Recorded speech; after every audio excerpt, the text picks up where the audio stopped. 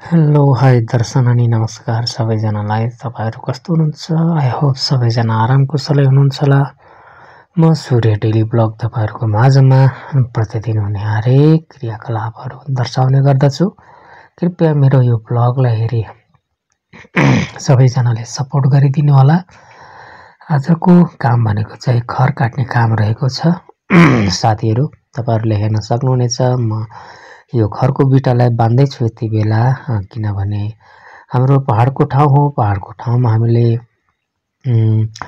घर छाउनको लागि चाहिँ हामीले यो खरको प्रयोग गर्ने गर्छौं र यो खर चाहिँ कमसेकम पनि 1 वर्षसम्म चल्ने भएकोले गर्दा मैले चाहिँ यो खरहरू काट्दै गरेको छु। यति बेला तपाईहरुले हेर्न सक्नुहुनेछ।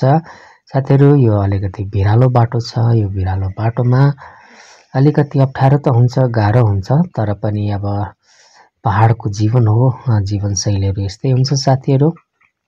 र यो यहाँ मैले खरहरू काट्दै गरेको छु।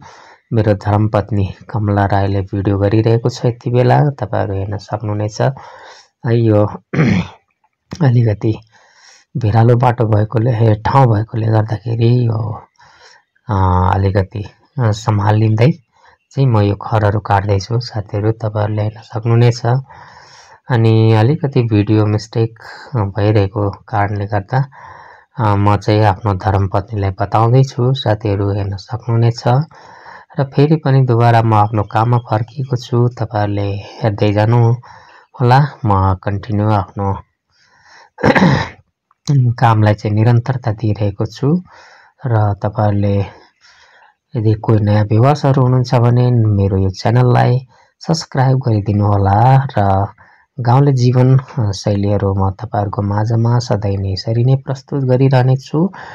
र यदि तपाईलाई यो भिडियो मन परेमा तपाईहरुले लाइक, शेयर र कमेन्ट चाहिँ गर्न नबिर्सनु होला। को कहाँबाट हेर्दै हुनुहुन्छ मेरो भिडियो कमेन्ट बक्समा चाहिँ म तपाईहरुको इन्तजार गरिरहने छु। तपाईहरुको प्रतिक्रियाको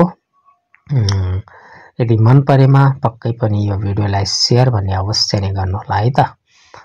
साथीहरु हेर्न सक्नुहुनेछ म बडा कठिनाइपूर्वक यो खरहरू काटिरहेको छु, तपाईहरुले हेर्न सक्नुहुनेछ। यो तलतिर रोड देखिरहेको छ, यो पर बाँसहरू देखिरहेको छ, बीचमा रहेको जग्गा चाहिँ मेरो हुन्छ साथीहरु है, त्यसैले म यो खर काटिरहेको छु, हेर्न सक्नुहुनेछ। अनि यसैगरी केही समयमा आफ्नो कामलाई निरन्तरता दिइरहने छु साथीहरु। पहाडको ठाउँ हो, अब यस्तै हो, दुःख सुख भनेको तपाईहरुले हेर्न सक्नुहुन्छ। सधैँभरि म तपाईहरुको माझ यस्तै प्रकारको भिडियोहरू अपडेटहरू दिइरहने छु। गाउँले जीवनशैलीहरु कसरी चाहिँ हामीले व्यतीत गर्नुपर्ने हुन्छ, आफ्नो दिनचर्याहरू साथीहरु बाँच्नको लागि विभिन्न किसिम दुःख सुख कष्टहरुसँग हामी निरन्तर ताको साथमा हामीले अगाडि बढिरहनु पर्ने हुन्छ साथीहरु। धन्यवाद म यहाँलाई।